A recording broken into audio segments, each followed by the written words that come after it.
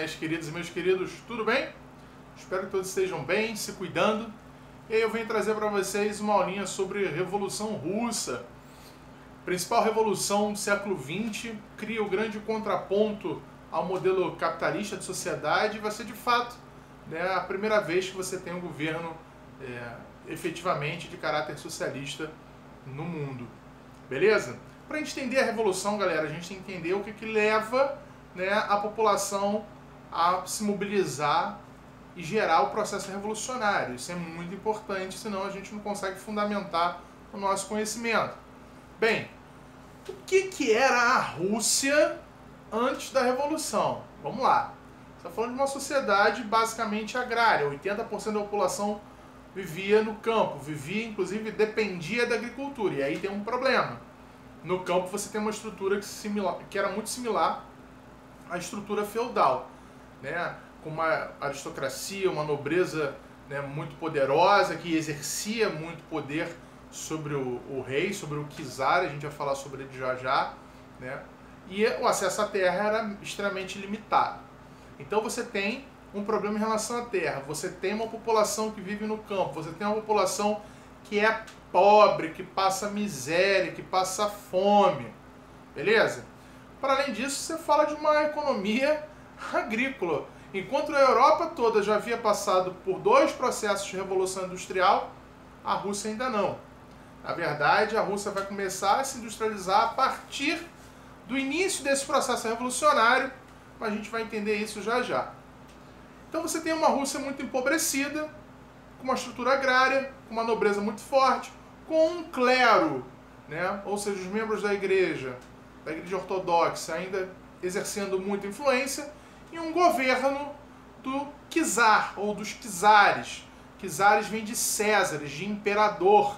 É assim como você tinha os Césares na Roma Antiga, você tinha os Kaiseres, né, na Alemanha, enfim. Você está falando de um imperador. E nesse caso, o imperador à época era o czar Nicolau II, da dinastia dos Romanov. Tá? Uma figura, vamos dizer assim, tanto quanto peculiar, mas mais peculiar do que ele era um de seus conselheiros, o famoso Rasputin. Mas eu não vou falar do Rasputin nesse vídeo não, né? De repente eu gravo um videozinho só para contar a história dessa figuraça da Rússia. Bem, a gente fala da Revolução Russa, mas é interessante que a gente tem que falar de revoluções russas. Você fala assim, Rodrigo, como assim revoluções russas, cara? Eu só conheço uma. Sim, de fato a gente só conhece a Revolução de outubro de 17, que de fato é que transforma, né, a sociedade, né, o governo russo. Mas a gente pode falar, né, do que antecedeu, por exemplo, de 1905, que é chamado de Ensaio Geral. E propriamente em 17 a Revolução de Fevereiro, a Revolução Moderada, Burguesa, enfim, né? Então vamos falar um pouquinho do Ensaio Geral, que é o início disso tudo. Bem, a Rússia, por toda essa situação que a gente já falou, né, vivia uma condição de pobreza, de miserabilidade, população basicamente rural, né? Para completar, a Rússia, né, se envolve em uma guerra com o Japão, por territórios basicamente ali da região da Manchúria, da Coreia, enfim, a guerra russo-japonesa. Bem, o exército russo, né, e a marinha russa saem humilhados, saem extremamente derrotados, a Rússia sai endividada. Caramba, você está falando de um país que está em crise econômica, e para completar você está falando de mais endividamento, porque guerra, você precisa de quê? Para aí, não ouvir? Isso aí, dinheiro para fazer. E de onde você tira esse dinheiro? Né, de uma população ainda mais empobrecida. Lembra, eu estou falando da população empobrecida. Né? Você tem lá o clero e a nobreza e o czar aqui em cima vivendo muito bem. Você tem uma burguesia muito pequena ali, né, que vivia ao seu modo, né, não vivia tão bem, mas também não vivia nas condições de miserabilidade como o restante da população, e a maioria da população muito pobre. Então você entra num conflito, e para além disso, nesse conflito você acaba, além de derrotado, além de humilhado, né, você acaba economicamente abalado. Bem, para além disso, né, a população ela decide se manifestar, fala assim, pô, cara, você acha que você não está fazendo errado, não? A população aqui passando um perrengue danado, você ainda entra numa guerra, se endivida, pô, você acha que isso é certo? Você acha que isso é bacana? E aí as pessoas, né, vão se manifestar na Praça de São Petersburgo, uma manifestação extremamente pacífica, só que ao chegarem à Praça de São Petersburgo, o exército russo recebe a ordem, que é atribuída ao czar Nicolau II, de atirar nessa população, e você tem milhares de mortos. Né? Muita gente morre, e aí a gente chama a Revolução de 1905 de ensaio geral. Rodrigo, eu não entendi. Você falou que são revoluções, então a primeira é de 1905, mas a revolução só vai ocorrer, de fato, em 1917, 12 anos depois. O que isso tem a ver? Gente, em história, ninguém acorda do nada e fala assim, pô, ai, que sono. Mas caraca, acordei com uma vontade de fazer uma revolução hoje. Não, não é assim, cara. Entendeu? É um processo, as coisas demoram. Né? Precisa de articulação política, formulação de ideias, convencimento da população. O ensaio geral, ele vai ser importante porque, se por um lado vai mostrar toda a frieza, né, toda a maldade do imperador, do czar Nicolau II, por outro lado, vai começar a mobilizar esses trabalhadores, né, com a formação dos chamados soviets, né, ou sovietes, né, que são conselhos de operários que vão ser essenciais na mobilização da classe trabalhadora e depois no processo revolucionário. Eles começam a ser pensados a partir de 1905 e começam a ser criados. O czar Nicolau II viu que o que foi gerado a partir de 1905, do ensaio geral, é algo que pressiona ele. Ele fala assim, não, então eu vou, já que essa galera aí está começando a me detonar, eu vou criar medidas para que eu tente aí, de alguma forma, dirimir essa resistência à minha figura. Então ele vai primeiro convocar a Duma. Duma, D-U-M-A, é o nome do parlamento russo. Para, além, obviamente, de você ter congressistas, lembrando, quando a gente fala do czarismo, a gente está falando de uma monarquia de caráter absolutista, de o rei concentra poderes nas mãos. Não tem um parlamento para autorizar ou desautorizar ele, não tem nenhuma constituição, o que em tese passaria a existir a partir da convocação da Duma. Né? Por outro lado, existe uma abertura do capital, da economia, russa para o capital externo. A Rússia começa a se industrializar a partir desse período, mas é uma industrialização muito mais direcionada a bens de consumo e não é com capital russo. Aliás, as fábricas que começam a surgir nesse período são fábricas que estavam na mão da burguesia estrangeira, o que para a sociedade russa era muito ruim, além dos salários pagos, salários irrisórios.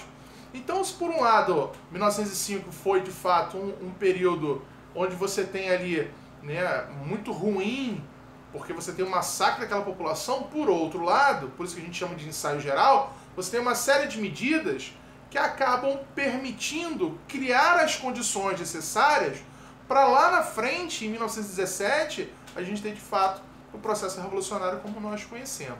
Beleza? Gente, eu espero que eu esteja gravando, olhando para vocês, porque eu estou aqui com a câmera de selfie, porque eu resolvi utilizar um formato diferente das aulas que eu tenho gravado. Vocês vão ver que vão subir um monte de informações, já devem ter subido um monte de informações, e às vezes a gente se perde. Mas vamos lá. Então, em 1905 eu tenho ensaio geral, a partir lá do massacre na Praça de São Petersburgo. Após isso eu tenho a convocação da Duma, a tentativa de formulação de uma constituição, a abertura da economia russa para o capital externo, para as indústrias. Isso é importante porque você vai gerar, a partir desse momento, uma migração, um êxodo rural, uma galera sai lá do campo e vai para a cidade, vai virar uma classe que nós chamamos de classe operária, o que é fundamental, porque vai ser essa classe operária que inicia o processo revolucionário. Aliás, são as mulheres que iniciam o movimento revolucionário de 1917, de fevereiro. São elas que encampam a greve de fevereiro de 17, que vai gerar lá depois a revolução. Então você tem aí esses operários e tem a formação dos soviets, que vai ser justamente o conselho desses operários. Rodrigo, soviets era a mesma coisa que sindicatos? Não, não era. Não cometa esse equívoco. Tá? Os soviets, na verdade, eram conselhos de operários. E nesses conselhos se discutiam várias coisas. Também as questões que diziam respeito às condições de trabalho dessa galera que estava indo para as fábricas. Mas, sobretudo, você tinha discussão política, né, dos rumos políticos de uma Rússia mega atrasada em relação ao restante da Europa. Você está falando de uma Rússia ainda absolutista, que está num processo de transição econômica, mas que boa parte da população passava fome. E tem problemas, intempéries, né? Você tem boa parte da Rússia ali que tem invernos rigorosíssimos, né, chegando a menos 40 graus. Se a gente for para a Sibéria, então, mais ainda. Então você tem todo um processo que vai construir condições necessárias para lá na frente, em fevereiro de 17, né, a gente ter a Revolução. A gente vai ver que tem outras coisas também que acabam contribuindo a isso. Né? Quando a gente fala da Revolução Russa, vem sempre figuras à mente, né? E tem a tríade, né? Quem é a tríade? Lenin, Trotsky e Stalin. Bem, cadê essa galera? O Lenin tá exilado. O Lenin é exilado logo no início do século XX. Né? O que é o exílio? Ele é expulso, sem direito a retorno. E por quê? Porque ele era a cabeça pensante, um dos grandes formuladores. Não somente ele, né? Você tinha vários outros formuladores, mas era uma das principais figuras. Né? Trotsky e Stalin, né, estavam na Rússia organizando esses trabalhadores. Né? Bem, o que acontece no meio do caminho entre 1905 e 1917 que acaba piorando a situação? Bem, a gente viu que em 1905 a formação dos soviets é essencial para você conseguir ali mobilizar essa classe trabalhadora. Beleza? Para além disso, em 1914 a Rússia entra na Primeira Guerra Mundial. Caraca, de novo, eu estou falando de um país que ainda era muito pobre. Ô, Rodrigo, mas não está se industrializando?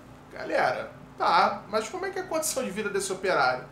Se nos países que já haviam produzido seus modelos e processos de revolução industrial, a condição de vida e de trabalho dessa galera ainda era muito ruim, você imagina na Rússia, que naquele momento começava ainda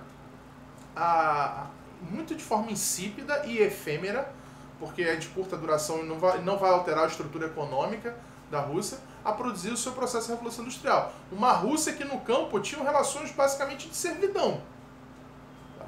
Então, assim, é importante que a gente compreenda que existia ali, né, toda uma pré-condição importante, né, que vai levar a essa mobilização. Antes de falar da entrada da Rússia, que eu já até comecei, mas eu vou dar uma parada aí, é importante a gente identificar que existiam forças políticas que já se mobilizavam na Rússia, né? E aí a gente destaca basicamente dois partidos políticos. De um lado, o Partido Operário Social Democrata Russo, tá? Que era o Partido dos Trabalhadores, com duas vertentes. Os mencheviks, né? Que eram é o nome que se dá em russo à minoria, e os bolcheviks, né? É o nome que se dá à maioria. Né? Nos mencheviks, liderados lá pelo Kerensky, enfim, pelo Martov, e de outro lado, os bolcheviks liderados pelo Lenin, que vai voltar depois do exílio, a gente vai ver isso, né? E o Trotsky e o Stalin. Na verdade, o Trotsky, inicialmente, ele era menchevique, depois ele migra para os bolcheviks. Agora, a maioria não é porque eles eram maior número não, tá, gente? É porque, na verdade, respeita as votações ali na conquista das suas ideias. Beleza? Até aqui? Tranquilo? Respirou? Vamos continuar. Bem, galera, do outro lado você tem um outro partido muito moderado, que são os Cadets, né, que é o partido da burguesia. E a gente vai ver como é que eles têm um certo grau de importância na Revolução de Fevereiro. A participação na Primeira Guerra Mundial para o Nicolau II vai custar muito caro, né? Além, obviamente, de todas as dívidas contraídas, ele começa a ter uma perda de apoios, principalmente o apoio militar, que é fundamental, né? Todo regime autoritário tem que ter um apoio militar muito forte para conseguir sustentar o seu poder. E aí, em fevereiro de 17, as mulheres vão tomar o protagonismo dessa revolução, né? Que aí a gente chama de Segunda Revolução, né? ou a primeira revolução das revoluções de 1917, né? Quando elas simplesmente começam a gritar nas fábricas: vamos sair, queremos pães, você está falando de uma população muito pobre, uma população que passava fome, né? E saem às ruas, vão marchar, né? Vão atrair para si uma série de trabalhadores que começam a deixar as fábricas e vão marchar em direção à antiga Praça de São Petersburgo, agora batizada de Petrogrado. Agora não, né? Foi rebatizada em 1914 por causa da...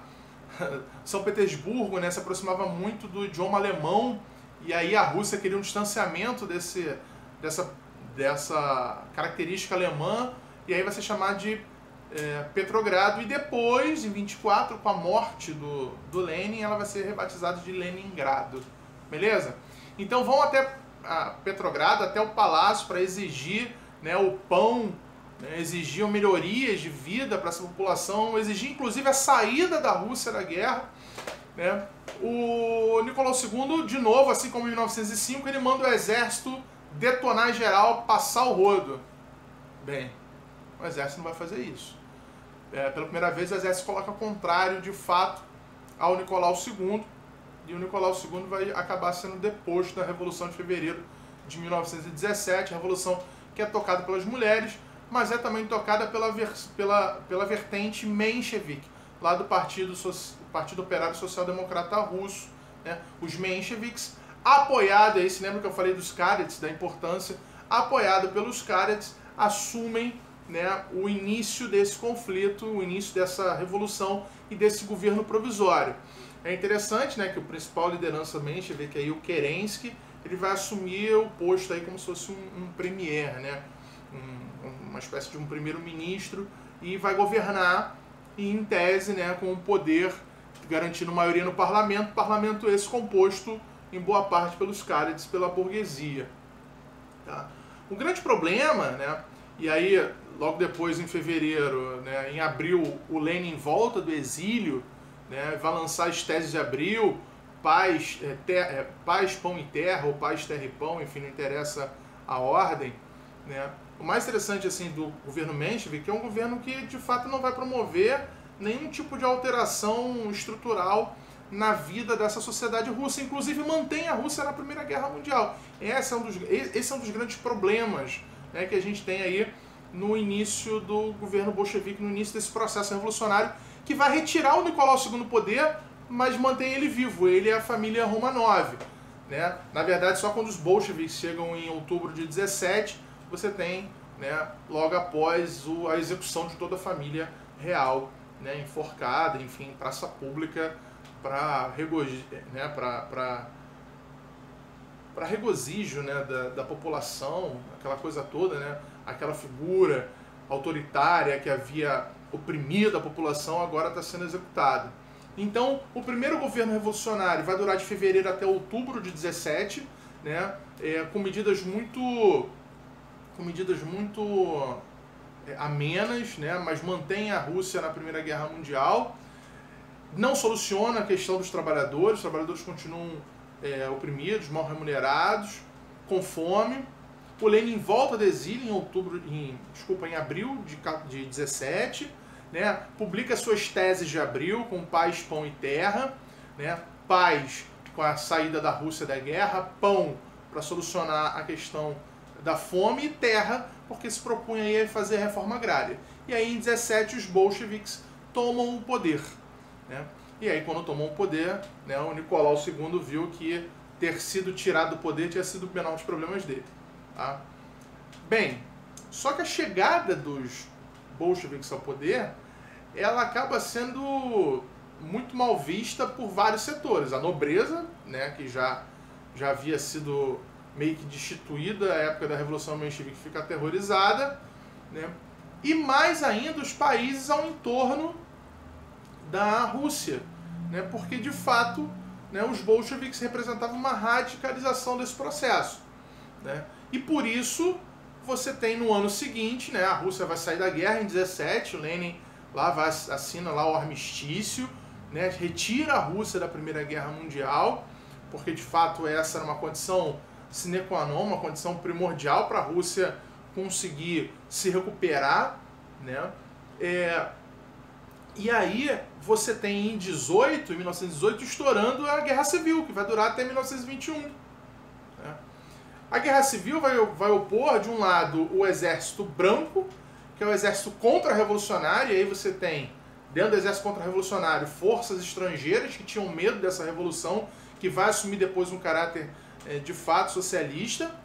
E por outro lado, você tem membros da nobreza e membros da burguesia. Porque, ora, se eu estou falando de uma revolução que vai tomar um caráter socialista, significa que vai chegar um determinado momento que vão extinguir a propriedade privada. E tudo que a burguesia quer é manter a propriedade privada. Então, entre 1818 e 1821, você tem ali o estabelecimento da Guerra Civil. Do outro lado, você tem o Exército Vermelho, que é o Exército Revolucionário, liderado pelo Trotsky, né? Essa figura, uma das figuras aí que eu falei, né? A famosa tríade, né? Lenin, Trotsky, Stalin, uma das figuras de maior importância dentro do processo revolucionário. Bem, né? O Lenin vai estabelecer um negocinho chamado comunismo de guerra. O que é isso? É uma série de medidas econômicas que visavam principalmente abastecer as tropas, com tudo aquilo que as tropas precisavam para derrotar o Exército Branco e consolidar o processo revolucionário, que de fato só vai consolidar em 1921. Né? E no ano seguinte, 1922, você tem a formação da União Soviética, né? Que vai durar até 1991, quando ela tem o seu fim de fato. Então, assim, quando você fala do comunismo de guerra, você está falando de uma série de medidas que vão colocar a União Soviética, vão botar a Rússia numa situação econômica muito pior do que ela tinha antes, inclusive da própria Revolução. Né? Algumas medidas como nacionalização dos principais setores da economia, né? Requisição de gêneros agrícolas para o abastecimento do exército e de parte da população, né? E a requisição frente a quem? Frente aos produtores, né? E, enfim, vai se implantar ali um regime autoritário com um partido único. Bem, é óbvio que o Exército Vermelho ganha esse conflito depois de várias batalhas que impunham seríssimos problemas para a Rússia. E aí em 21 você tem de fato a consolidação desse processo revolucionário, mas uma Rússia que sai economicamente devastada. Beleza? Bem, e aí o Lenin falou o seguinte: deu problema, deu ruim, a gente precisa resolver essa questão econômica. Como é que a gente vai resolver? Vamos criar a NEP, a nova política econômica, que dura mais ou menos aí entre 1921 e 1928. Né? Em 28 você vai ter os planos quinquenais já com Stalin, que ascende ao poder em 1927. Tá? Os planos quinquenais nada mais são que medidas capitalistas dentro de uma revolução de caráter socialista. Né? Era o que o Lenin chamava de dar um passo atrás para dar dois passos para frente. Né? E aí que medidas são essas? Bem, você permite o estabelecimento da propriedade privada da terra, permite o estabelecimento de pequenas fábricas de propriedade privada, né, liberdade de comércio interno, você autoriza investimentos estrangeiros, enfim. Desculpa, gente. De fato, você vai ter aí uma recuperação econômica da Rússia entre esse período, né, o que vai ser fundamental para o estabelecimento, para a conclusão do processo revolucionário, que na verdade havia sido concluído em 21, mas é aquela história, né? Nada adiantaria esse processo revolucionário se a economia russa não tivesse de fato caminhado, e aí você teria resistência frente a essa mesma população que havia antes apoiado e promovido o processo revolucionário. Agora, de fato, o crescimento econômico russo, né, só vai se dar com Stalin no poder, e aí, na verdade, não é o crescimento russo, é o crescimento soviético. Né? Pois bem, eu falei que a NEP dura de 21 a 28, só que no meio do caminho aí, né, em 24 o Lenin vai morrer e vai abrir uma disputa política muito forte dentro do agora, né, o Partido Bolchevique, e depois vai ser formado o Partido Comunista Russo e depois o Partido Comunista Soviético. É interessante, galera, que a NEP ela vai criar uma nova burguesia, né, os kulaks, né, que eram ricos proprietários de terra. Beleza? Só um detalhezinho que eu havia esquecido de falar. Bem, o Lenin morre em 24, muito doente, e você vai ter, né, já dentro da União Soviética, né, a União Soviética é formada em 1922, existia ali uma concepção que era necessário você anexar países que tivessem elementos culturais próximos. O primeiro país a ser anexado vai ser a Ucrânia, e aí, a partir da anexação da Ucrânia você forma a União das Repúblicas de caráter socialista soviética. E soviética por quê? Porque vem dos soviets, por isso soviética, né? E aí, na União Soviética, em 1924, você tem a morte do Lenin e uma disputa interna entre o Trotsky e o Stalin, né? O Trotsky, que acreditava que era necessário que a revolução, ela tinha que se espalhar para o restante do continente o quanto antes, né? O Stalin não discordava disso. O Stalin falava que de fato era necessário que a revolução se espalhasse, não só pelo continente, para o restante do mundo, né? Porque você está falando de uma revolução de caráter socialista, né? Um outro regime, mas que era necessário primeiro consolidar essa revolução dentro da União Soviética. Bem, o Stalin vence essa disputa, né? E acaba expulsando o Trotsky da União Soviética, né? Da Rússia em si, e o Trotsky acaba se exilando no México, onde depois vai ser assassinado ao mando do Stalin, tá? O Stalin vai ser essa figura, vamos dizer assim, peculiar na história, né? Sanguinolenta, totalitária, né? E que a gente vai ver no próximo vídeo, tá bom? Já já a gente vê um pouquinho sobre o stalinismo.